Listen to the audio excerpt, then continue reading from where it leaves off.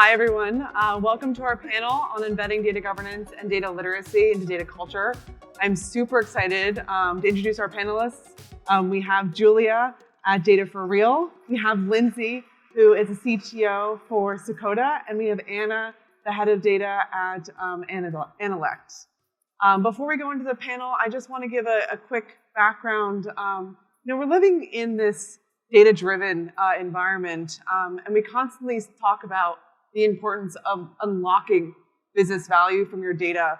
But it's also now increasingly more important to responsibly and effectively use data in a meaningful manner. And so data governance has become one of the critical foundations. I mean, with AI coming into the market, even more with Gen AI and OpenAI as your foundation for your data strategy, but also applying those policies and the processes that are in place. Sometimes we forget the people component of data governance and the human factor of the importance of upskilling your organization and applying data literacy practices for data stewardship across your organization. So I'm super excited to have our experts here and panelists to discuss from their own experience how do we have a best practice for your data culture and apply data literacy programs throughout your organization. So I'll allow each panelist to introduce themselves and their background. If you could start, Julia. Thank you. To also share what you do, the journey you've been on in data, and then just a little insight that you can share with the folks here. So, hi everyone. I'm Julia Bartmesser. I'm CEO and founder of Data for Real. I've been in the financial services industry for more than 25 years. Starting as a developer at then very little known company called Bloomberg, and then moving on through slightly better known companies, even then as Citi, Deutsche Bank, FINRA, and the last industry position I had was in Voya Financial. And I've run multiple technology and data transformation initiatives in all of those companies. And then a year ago, I decided to do something new. I've never been a consultant in my life. So I thought, okay, I know data, I know technology, I understand business value. Why can't let's figure out how to build my own consulting company. So that's what I'm doing now for slightly more than a year. And there are certainly great things about it. And there are challenges that keep me, stepping outside of the comfort zone means that you're often uncomfortable. So, and I've spent, as Effie said, the point of how do you make data and data management relevant for the business and how do you create culture is one of the questions that we all often struggle with. So there isn't an argument that data is important, but making decisions that allow you company to make full use of the data they have and making those decisions end to end, day in, day out, that's a culture. And that's sometimes very, very difficult. And that stimulates a lot of data programs or digital transformation programs. And so that's a lot of my passion, and what I do is around that. Awesome. I'm Lindsay Murphy. I'm head of data at a company called Sakota. I've been in data for about 12, 13 years now. So for many years, I was kind of boots on the ground data analyst type of person. Started out my career in kind of the entry-level position and sort of worked my way up into leadership roles. So I, over the last several years, have kind of moved more into leadership roles where I've started and led data teams at a few different startups.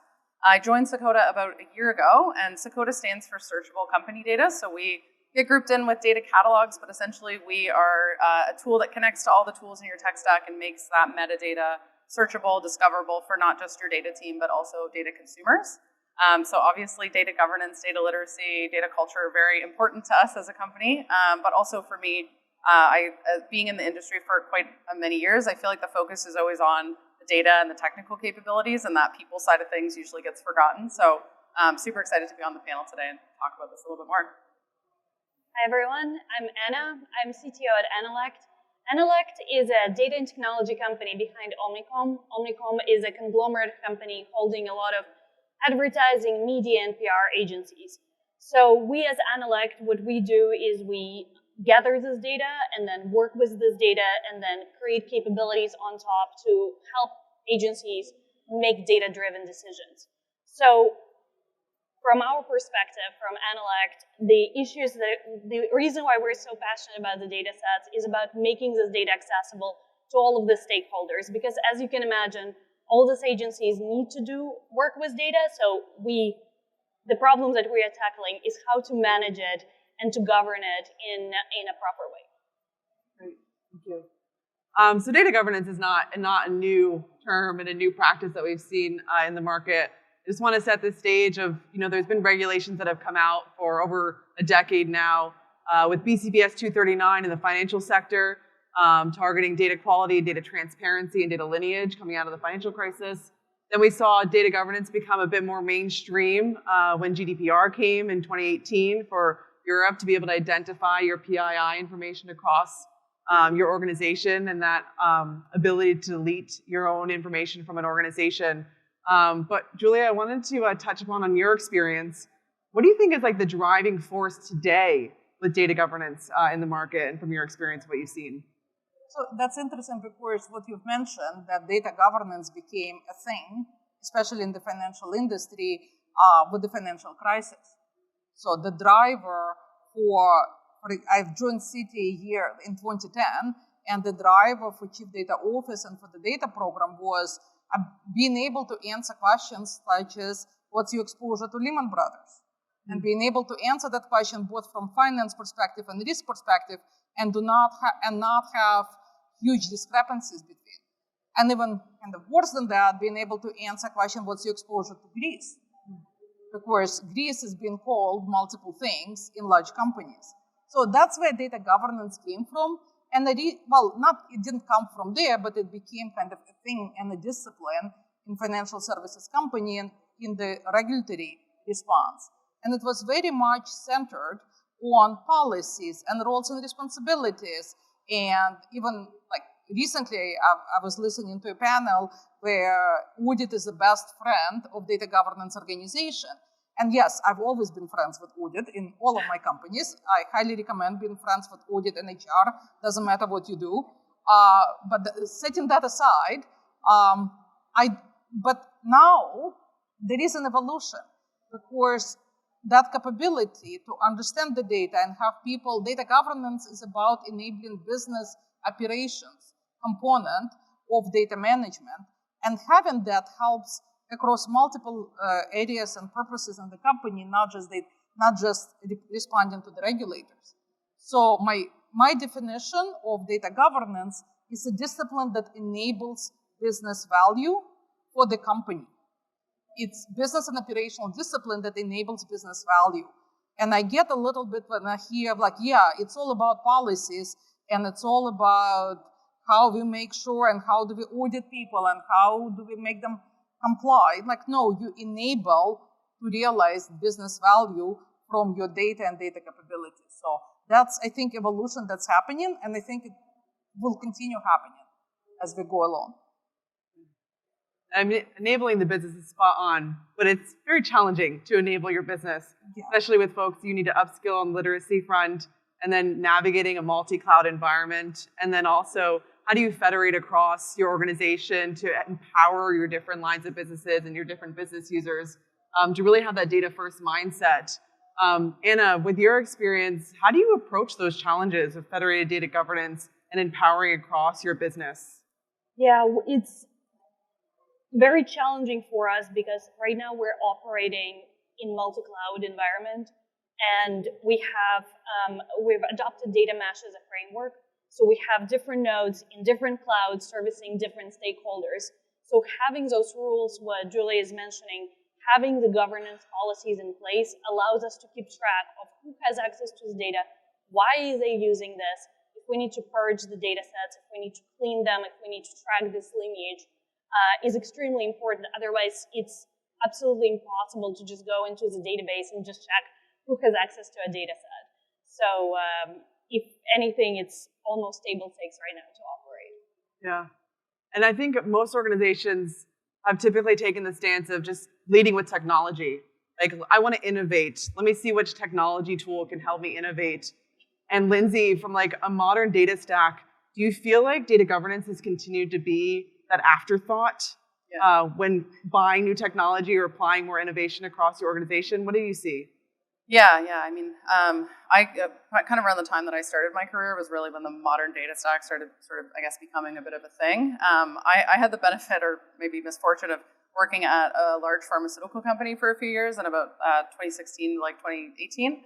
So I actually kind of got to go back in time. Like they were actually not on a modern data stack, and they were quite a few years before that. So I actually kind of got to see what it was like to go back to that governed state where it was like, it takes 2 years to build a dashboard and it takes 2 years to get anything done. And so not that that was any better, but there was definitely a lot more rigor put into, how do we build a metric? What is this measurement actually going to be from a governance perspective? And then on the flip side, you have things like the modern data stack where it's almost like things are evolving so quickly that best practices haven't caught up yet. And so I think governance is one of those things where, just because we can go and build it and we can go and do it doesn't necessarily mean that running 100 miles a minute and not thinking about the governance side of things is very good. So I feel like the pendulum is swinging back the other way now, where for a long time data governance in that realm might have been like a dirty word, if you will, where people think, you're going to slow us down, you're going to put all these regulations on what we're doing. And now I think it's being seen more potentially as an enabler, especially with AI coming into the picture, that if you're going to be able to accelerate and innovate, you do need to have more layers of data governance and data literacy built in. Yeah. You're focusing on the enablement and the innovation side, kind of that offensive side of data governance, but also to Julia's point earlier of like the importance of stitching together your defensive side with your offensive side. Julia, you'd mentioned this before of like, how do you also have the risk management function of data governance? How do you effectively, implement data governance for risk management, but also not scare your organization for like just controls and constantly saying no at their door to be able to unlock business value? From your experience, Julia, like how have you seen that effectively gone with the stitching from defense to offense? So again, I'm not a fan of seeing data governance as a police function. This is why being friends with audit, so I'd much rather bad cop be audit and not be a good cop that explains how to make use of data governance capabilities, and also what the business. So that was actually a lot of my job. I'm going back to city. I was at Central Chief Data Office, and I had partnership with all of the data stewardship organization, and I was an advisor to them. For example, when they had to follow the policy in terms of risk management, what do they need to put in place to pass the audit, to be able to effectively respond to the regulators, but also how do they use it in their day-to-day work? Of course, banks still need to do banking and make money from banking. Just replying to the regulators and spending an enormous amount of time and money and attention to be able to effectively reply to the regulators, it's important because otherwise you'd get closed, but you want to be able to use that discipline and that business capability to build differentiating products. And that's why I see a lot of data governance organizations where they can be a value add to the businesses as opposed to police and people who issue tickets and stuff like that. So I always try to be more, I'm here to help you do what you want, not here to slow you down. Now, of course, you do need to have guardrails in place. This is the big part of data governance is how do you build those guardrails? That's why technology helps more to make it more seamless and not slow you down as much. But a lot of it is cultural, and understanding that having those rules in place allows you to have better outcomes from your data, like data quality rules, right? If you have your data quality practice and you engineer your data quality from the get-go, you get much better result from your AI and much less probability that it will produce God knows what, right? Yeah. That's a technical term. And then Lindsay, on your side, on like the offensive side of unlocking business value, how are you seeing companies shift in this mindset? Are you seeing it's heavily more focused on the offensive side versus the defensive side? Yeah, I think it's interesting, especially with a company like Sakota, because I think a lot of times when you hear the term data catalog, you think like, oh, this big thing that now we have to maintain and everybody has to put effort into it. And I think what we're really trying to do is take that to a place where we reduce the amount of effort that it requires to build a tool like that and get value out of it with, automations and leveraging things like generative AI to support with that. And what we are seeing, I think, is that shift of, it's becoming less of like, a governance and a regulatory thing and more that it's going to enable data teams to work faster. One of the biggest things for us is that if somebody can go to a tool and ask a question and get like maybe a generative AI response that's accurate based on what's in your documentation, that's a lot faster than someone coming back to a data team. Like in my previous life, we used to have, an internal Slack channel, and everybody comes and asks like 5 or 6 questions a day.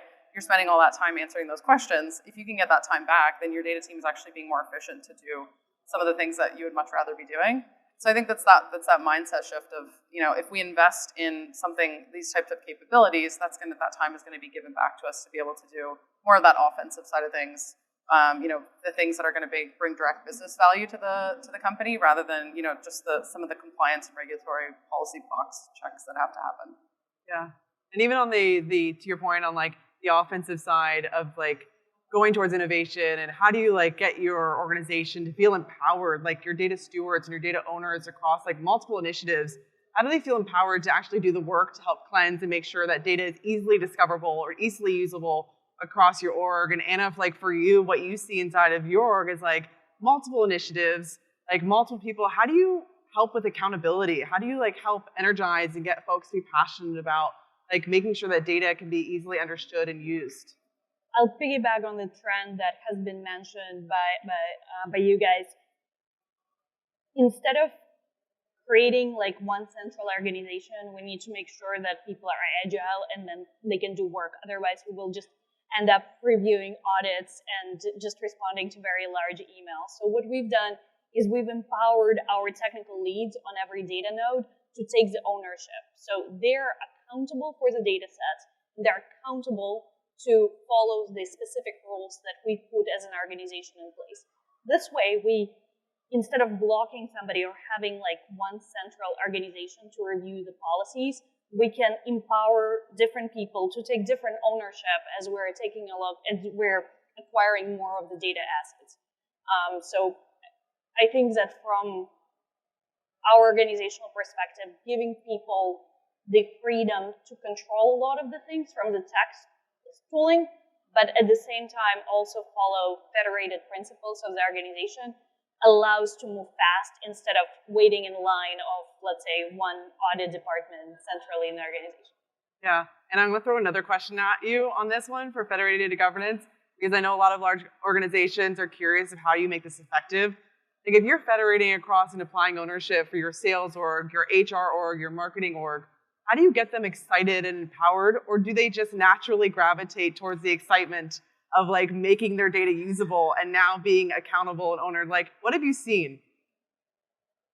In the end of the day, so I think that as we're looking at the modern data stack or whatever terminologies that we want to use, the dream scenario for a lot of people is to combine all of their data sets in one place.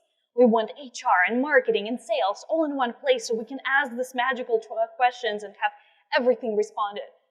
The problem is combining that in place and in the proper way that it doesn't violate rules. So having tools like data catalog in place, what gets people excited, and then finally they can see this data in a transparent way. So going back to this federated thing, if you put the tooling for federated access and for federated preview, then you can start opening up to other people in a proper way without giving you access to the data warehouse. Because if you think before the data catalog, like somewhere around in early 2000s, if we were to share the files with larger stakeholders, I will just need to do for them an extract from my data warehouse. Versus right now, if we have federated rules about which data is accessible to everyone, and which data can be seen by specific teams, we can then start opening up more and more things so people can see what's available to dream up this new data products, to dream up new use cases, and it's not just accessible to select few who have access to data warehouses. Great, thanks. So we're going to switch gears a little bit now, fast forward to today. A lot what we're seeing in the market, again, is the importance of data governance coming to the limelight because of AI and the innovation that we're seeing with Gen AI and OpenAI. So I want to focus on the next question, Julia, of how do you incorporate AI to assist with your data governance practice, not just data governance assisting with your AI program? So that's one of the cool things about AI as a tool in the toolbox.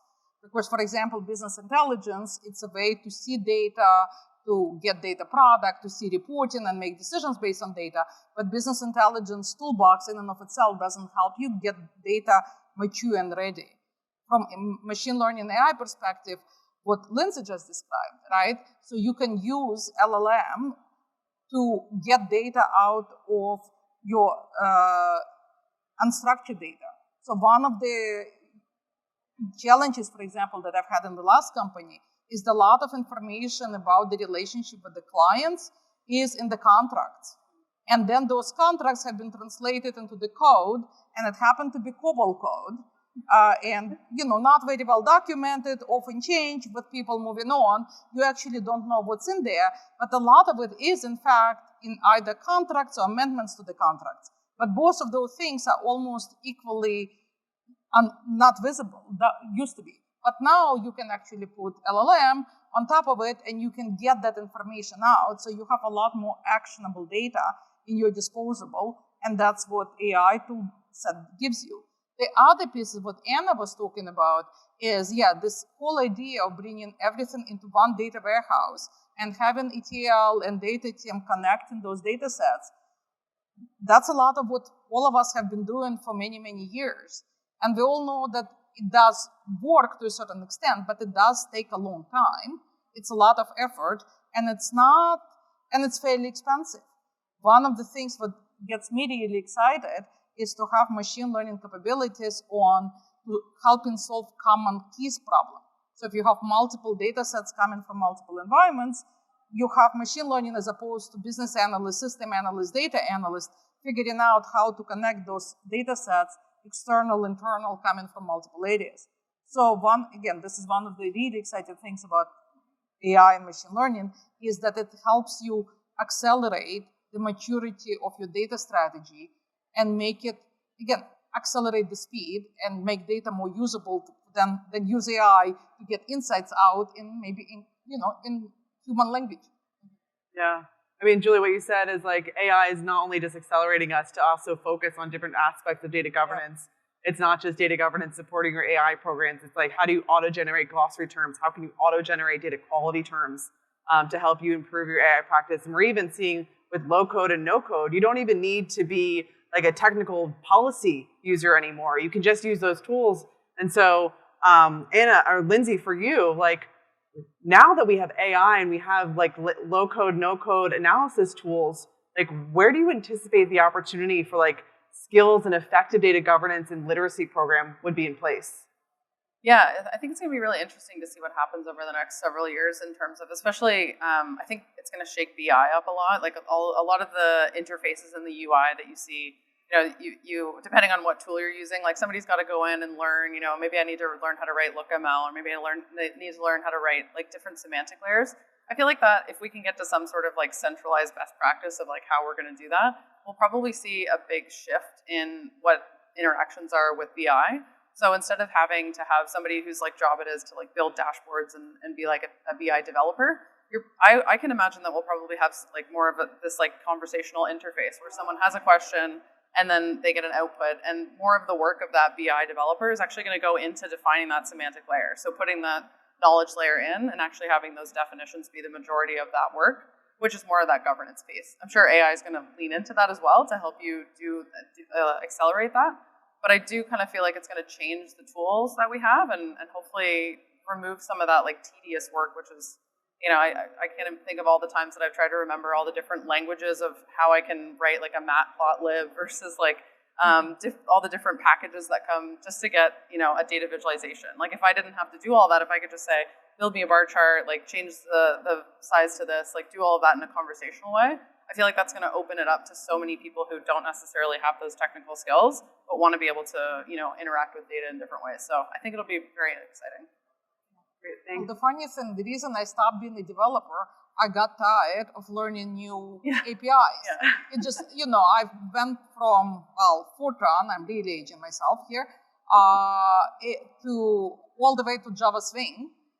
I'm like, okay, you know what, and with C, C++, everything in between. And I'm like, okay, you know what, I'm just tired of figuring out the new syntax. I'm going to go manage instead, which opens up entirely different can of worms, but never mind that. But yeah, that's, maybe we'll get more people staying in the technical field and not feeling like they need to move on to manage. Yeah, I mean, from a productivity standpoint, it's pretty remarkable how you can use Gen AI and AI to help you just instantly create a Power BI dashboard or a BI dashboard, I should say. And then from like a data ownership side, like Anna, like how do you see that's going to help with some of the challenges facing accountability and ownership for a federated data governance? Yeah, it's funny. When we think about AI, what I want AI to do is help me with tedious tasks. I don't want it to make art. That's what I want to do in my free time. What I want it to actually do is the tedious, dirty work. For anybody who works in data industry, the amount of tedious work that we do, from data cleansing to merging things, everything that you guys have been mentioning. So having that to take the burden off the team would be extremely important. Helping that to catch human error, because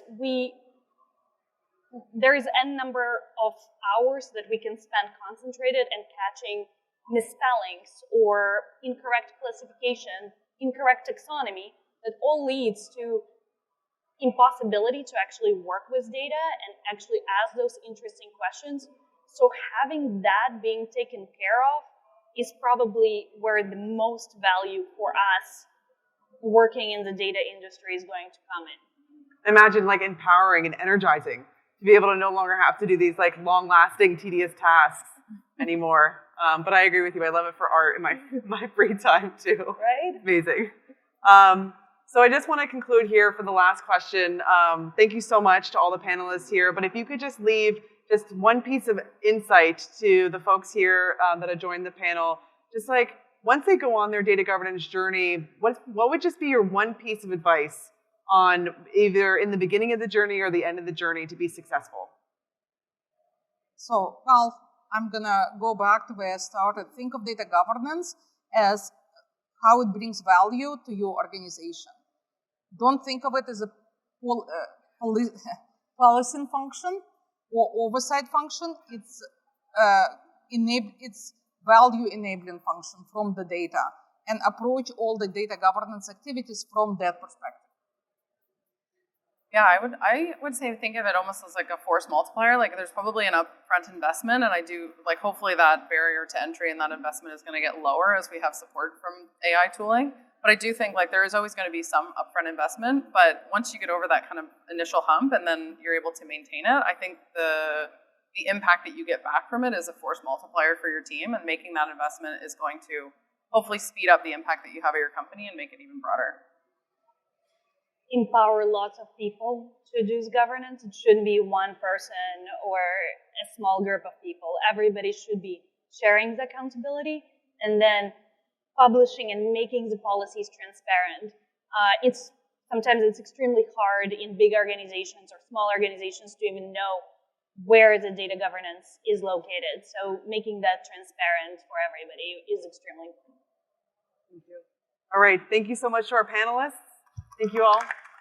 And if you're interested, we have time for one or two questions. So I'm happy to run the mic around if anyone has a question. Okay, they're in the back.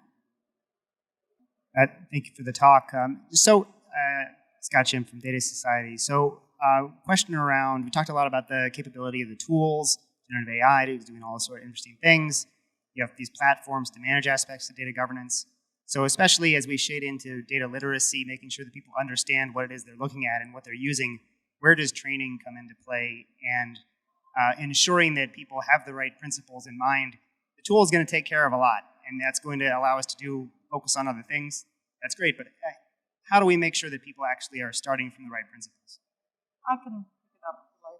So I think the important part of data literacy training is address what is to anchor in what does business want to do, what are the goals of the business, and then how do data capabilities that you're building address their goals. So basically, I think the start of data literacy training is first to get the common, for the company, understanding of why we need to do it. So why and what does data governance, data tooling, everything that we talked about enables for the company to achieve that they can't achieve otherwise. And then you have ask, and then you start with the why, and that's a business-facing training.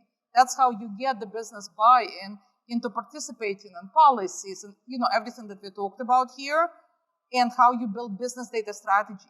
And then you have a data capability strategy that supports it. So that's where I see data literacy coming in on the why level. And then, of course, there is a lot of training out there on how effectively use data and how to use data to make a point and so on and so on and so on. But I think the big piece is why. I would maybe just jump on that and just add really quickly. I not to take it back to tooling again, but I actually do think like AI is going to really be supportive in that training effort.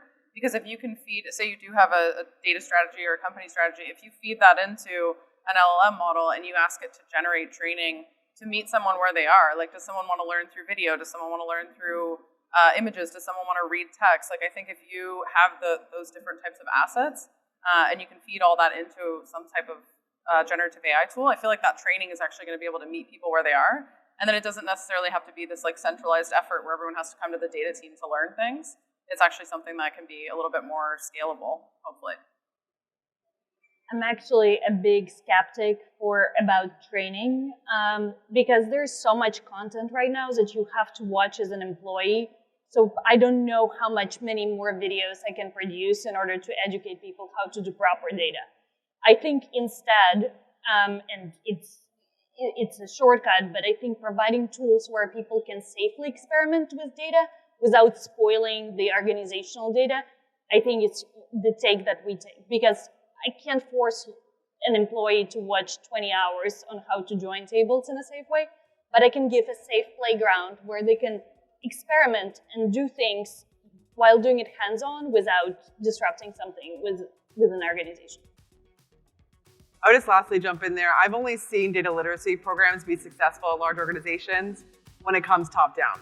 Like you can't have literacy programs that come bottom up, because if you see your CEO is taking a data literacy program, you bet your bottom dollar I'm also taking a data literacy program. And putting those badges on LinkedIn or on social media to then advertise that further, or if it's a leaderboard, I've seen that to be super successful of like, okay, how are we now competing, across the board of who's number 1 or number 5 on the list, who's taking those trainings.